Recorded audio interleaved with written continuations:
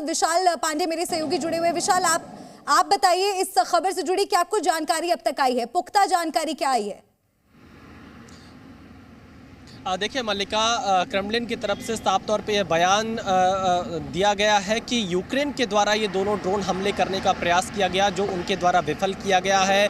Vladimir Putin की हत्या का प्रयास यूक्रेन के द्वारा किया गया, यह आरोप रूस लगा रहा है। लेकिन अभी तक हमने जो सब पता करने का प्रयास किया, यूक्रेन की तरफ से इस पूरे मामले पर कोई भी प्रतिक्रिया सामने नहीं आई है। यूक्रेन ने कोई पक्ष नहीं रखा है, ये रूस के आरोप है। लेकिन यहाँ पर जो हम तमाम वीडियोज़ देख रहे हैं, उन वीडियोज़ को देखकर ये साफ तौर पर दिखाई दे रहा है कि जो ये दोनों ड्रोन थे कितने नजदीक पहुंच चुके थे। जहां पर झंडा लगा हुआ है क्रेमलिन के ऊपर, वहां तक ये ड्रोन पहुंच गया था। तो ये कहीं ना कहीं, जैसा रविंद्र सचदेव बता रहे थे, ये रूस की जो सिक्योरिटी है उसमें भी ये बड़ा लैप्स माना जा सकता है। लेकिन सवाल यही है, क्या ये यूक्रेन के द्वारा ही भेजा गया है, या फिर जिस बात की आशंका रविंद्र सचदेव यहाँ पर जता रहे हैं कि रूस की धरती से कुछ यूक्रेन के या किसी और जो लोग हों उनके द्वारा इस ड्रोन को उड़ाकर यहाँ तक भेजा गया हो। लेकिन सवाल यही है कि क्रेमलिन जैसे जो बेहद सुरक्षित जगह माने जाते हैं, जो नो फ्लाइंग जोन एक तरह से रहता है, वहां पर ये ड्रोन का पहुंच जाना, ये अपने आप में बहुत बड़ा सिक्योरिटी लैप्स है। और अभी तक जो जानकारी मिल रही है, उस वक्त जब यह हमला हुआ, क्रेमलिन में व्लादिमीर पुतिन मौजूद नहीं थे।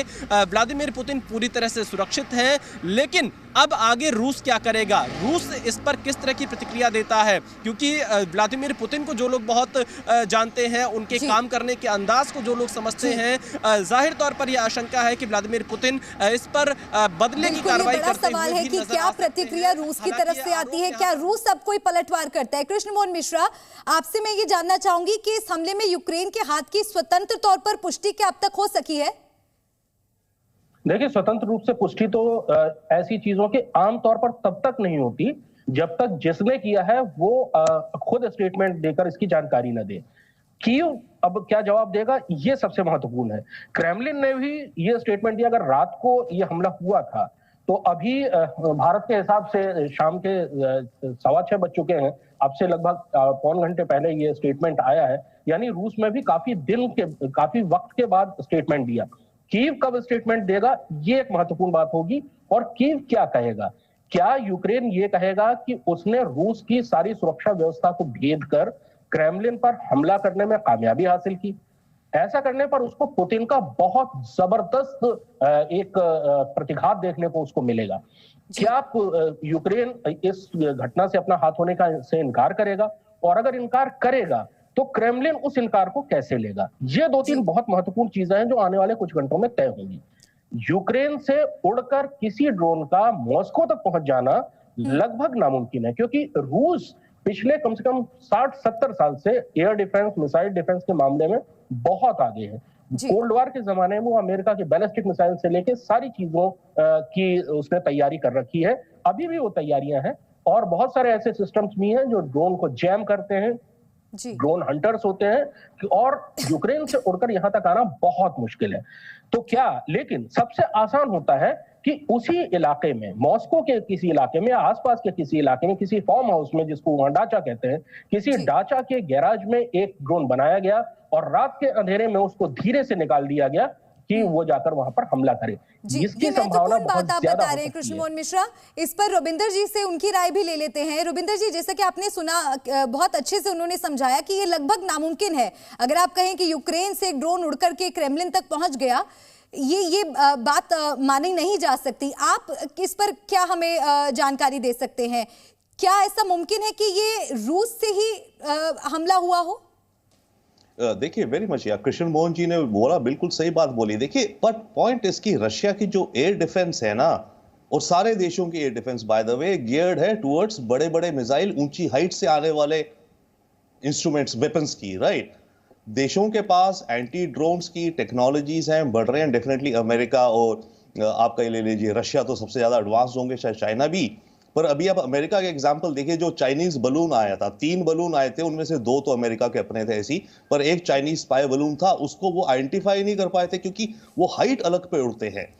तो but at the same time मैं ये मानूंगा या समझूंगा कि यस, रशिया के पास कैपेबिलिटीज होनी चाहिए इसको डिटेक्ट करने की और ब्लास्ट अवे कर देने की। इतनी दूर से यूक्रेन 600-700 किलोमीटर से अगर आए तो चांस तो शायद ये ज्यादा बढ़ता है कि रशिया के अंदर ही जैसे कह रहे थे कि आउटस्कर्ट्स में, सबर्ब में, जैसे गुड़गांव में, किसी डाचा में, किसी अपने फार्म हाउस गार्डन में, मतलब किसी भी आतंकी का मतलब इसमें एंटी पुतिन या यूक्रेनियन इंटेलिजेंस, सीधी बात है, उन्होंने बनाया और 50-100 किलोमीटर तक टारगेट करते हुए उन्होंने ड्रोन उड़ा दिया।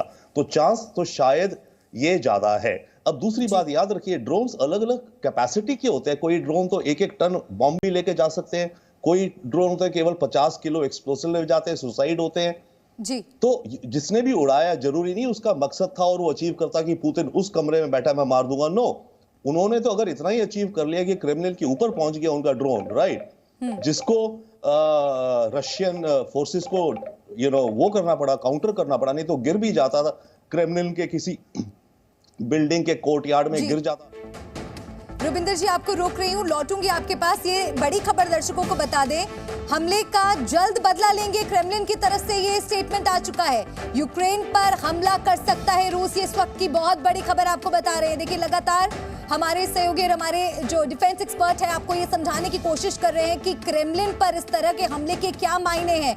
ड्रोन अटैक होना क्रेमलिन पर, हालांकि इस हमले में राष्ट्रपति पुतिन पूरी तरह से सुरक्षित हैं, उस वक्त वो वहां पर मौजूद नहीं थे जब ये ड्रोन अटैक वहां पर हुआ, ड्रोन को वहां पर गिरा दिया गया। लेकिन ये एक बहुत बड़ी घटना है और रूस सीधे सीधे यूक्रेन पर आरोप मढ़ रहा है, यूक्रेन पर आरोप लगा रहा है कि ये यूक्रेन की साजिश है और अब रूस की तरफ से ये साफ किया गया है कि जल्द इसका बदला लेंगे। विशाल, आपके पास आना चाहूंगी। हम इसी बारे में हम जिक्र भी कर रहे थे कि क्या रूस पलटवार करेगा, क्या प्रतिक्रिया देगा। प्रतिक्रिया सामने आ चुकी है, बदले की बात कह रहे हैं रूस।